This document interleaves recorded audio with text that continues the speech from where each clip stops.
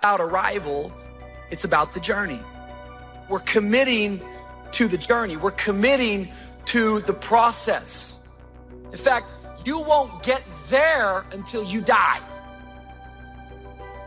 There are moments that try the human soul so violently that if the truth were told, all of us have had moments that we wanted to throw up our hands and walk away. Because I believe that, what that tells me is that while I'm becoming, I'm going to face problems. Did you know it's totally possible to be struggling and becoming at the same time? Some of you in this room, you're struggling, but just because you're struggling hasn't stopped you from becoming. Our problems do not overshadow our purpose. Our weaknesses do not discount our work, and our deficiencies definitely do not delay our destiny. We have to learn how to work our weakness. Someone say, work your weakness. Now, obviously, we can't just do anything that we want to do because we decide to think that we can. But anything that God wants us to do, anything that's His will for us, any assignment that we have from Him, we can do whatever we need to do. That's good news, because you might be in this room and you might be older in years and you might be thinking to yourself, man, my best days are behind me. But not true. If there is still air in your lungs, He is not done developing you. He is not done transforming you. You are still becoming. Always something there to build a case on why you can't move on, why you can't grow to the next level, why you can't begin to manifest your greatness. Always something there to block you, to keep you where you are, and keep you from beginning to develop your true greatness. How do we handle it? If you've been using the fact that you don't have enough money or you don't have the education, take it head on. Go get the education. These are philosophical statements, but they are very important. Leadership begins with your belief. And your belief system determines your philosophy of life. Build your self-confidence, and the greater and greater your self-confidence get, it minimizes the impact self-doubt has on us. You weren't born doubting. You weren't born discouraged. You weren't born thinking negative things about yourself. As hard as this is to accept, these are not your thoughts. Those were thoughts that were placed in you and given to you by an external source at some time in your life. It could even be our parents. Maybe it was criticism you received as a little one that you may not even remember to this day. That I've decided a long time ago that I didn't want to be another man who lived and died and didn't do anything significant. There's so many of y'all that are running around that are connecting whatever your concept of what life and love and happiness is to this thing that doesn't exist. And so in your mind, you're not living until you get to that. I know when you keep toxic things in your life, you're going to feel toxic. And some of us are wondering why we don't feel great. The longer you keep toxic things in your life, the longer you keep negativity in your life. I'm a firm believer in giving multiple chances. But after a while, you have to realize sometimes it's what you're choosing to accept, right? You know what it is. Some of us, we're so blind to what we want it to be that we keep seeing something for what it's not. We keep seeing a person for who they don't want to become. I don't care what they done said to you. I don't care what the verdict is. I don't care what the haters say. Prayer changed things. You need God. Don't you think I got here without Him. I've needed Him every step of the way. If it wasn't for God, I wouldn't even be standing here today. I'm telling you right now, you need God. Quit being ashamed about it and worrying about who looking. Go somewhere by yourself today and tell God you need some help. They doubt the whole world is going to make it. But I'm asking you not to pick up all those doubts. I'm asking you to have some faith, have some courage, believe, drive your doubts into a small corner. Don't doubt the future. Don't doubt the extraordinary gifts that your distributors bring to your organization. Don't doubt that. Don't doubt the possibilities. And here's the most important one of all. Don't doubt. Lose your friends. Somebody said to you, you're worthless, you're no good, you don't matter. If you accepted that fact, whether it was right or wrong, it shaped your life. Spring is not a guarantee of a harvest in the fall and the autumn harvest time. Here's what you must learn to do. Take advantage. Take advantage of the spring. Don't just be faked out by the spring because the nice weather has come and the winter's finally passed, the spring is here. I'm telling you, that's not going to do it for you. Just because the spring is here, it's not going to do it for you. You got to seize it with your own two hands. Opportunity mixed with challenge. It's opportunity mixed with difficulty. We've got a chance to grow like never before, but I'm telling you, there's going to be many enemies that's going to try to prevent us. As soon as you plant the garden, the busy bugs and the noxious weeds are out to take it, and you've got to learn not only to nourish your values, you've got to learn to do battle with your enemies. Try and detach yourself before the gravity and the gravity of the emotions and the chaos builds up. If you can detach before that, then you don't have to break through it. You're already outside that realm. It's much easier. A lot of bridges in our life, right? A lot of things in our life, a lot of people in our life. And sometimes it's family, sometimes it's friends, sometimes the people closest to you, sometimes it's strangers. But there are always people in our life that leads us back to something that's not good for our life. You had a lot of bridges, and sometimes that bridges you. Like, let's be real. But you had a lot of bridges in your life. Bridges mean connections and relationships that are leading you to a lesser you. Be touched. Let life touch you. Don't let it kill you, but let it touch you. The problems that are out there, people struggling with their economy, struggling with their health, I'm asking you to let that get around your heart. Let it do something to you. Don't go untouched. Don't go unmoved. Take the walls down. Let yourself be touched by what's going on out there.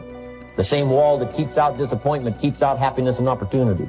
Let sad things make you sad, as well as happy things make you happy. Let your heart get touched. Trouble. I don't need nobody coming to tell me I'm in trouble. I got sense enough to know I'm in trouble. I don't need that. I don't need you to come and tell me that. I need you to come help me get out of trouble. A friend is born for the day of adversity. And if you are not there with me in my adversity, you are not a real friend. Live your life, make your mark. Don't wake up every day being consumed in everybody else's thoughts. Live your life and make your mark. You're not supposed to be another person that lived and died and didn't do anything significant. Life was designed not to give us what we want, but life was designed to give us what we deserve.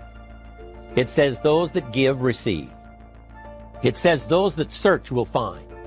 Go where good ideas are being taught, go searching, go looking, because good ideas are not going to be wasted on those that are not seeking, searching, well prepared. Prepare yourself to be ready. Opportunity comes along and passes by the person that is not well prepared. Too often, we're not spending any time on the inside. Nice clothes won't cover up a bad attitude. A pretty face, perfect makeup won't hide being bitter on the inside. A bad attitude makes you unattractive. It overrides what's on the outside. It's important to look good, but it's even more important to keep a good attitude. Nobody wants to be around a sour, critical, condescending person. And people over and over again, they get so focused on what's next or another season or another space because there is this notion and this idea that somehow the grass is green over the fence on the other side. The grass is not greener on the other side. The grass is simply green where you choose to water the grass. Everything worthwhile is uphill. There is nothing in your life, there is nothing in my life that's worthwhile, that's quick and easy. You have to fight for it every day. You have to climb for it every day. Doesn't come to you. It's like one guy said, all my life I've worked hard at being an overnight success. Everything worthwhile is uphill. Now the problem is we have downhill habits. Greatness will cost you something, not somebody else. It'll cost you something. It's going to cost you some time. It's going to cost you some energy. It's going to cost you some sacrifice. It's going to cost you some resources. It's going to cost you some hours of your life laying down, going the extra mile, doing what other people are not willing to do. Greatness is not cheap. Greatness always costs more. That's why there's not many people who achieve greatness. They're not willing to pay the price. I've been riddled with self-doubt. That creeps up all the time in our lives. Am I enough? Am I good enough? Is this something that's part of my destiny? Should I be doing this? And do I deserve this? If you're a religious person, I believe the adversary's greatest tool that he could use against you to get you to lose in your life is to get you discouraged and doubting.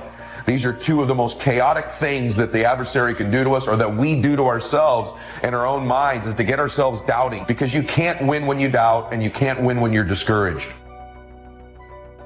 There's great power in self-reliance. Self-reliance means you simply look mostly to yourself.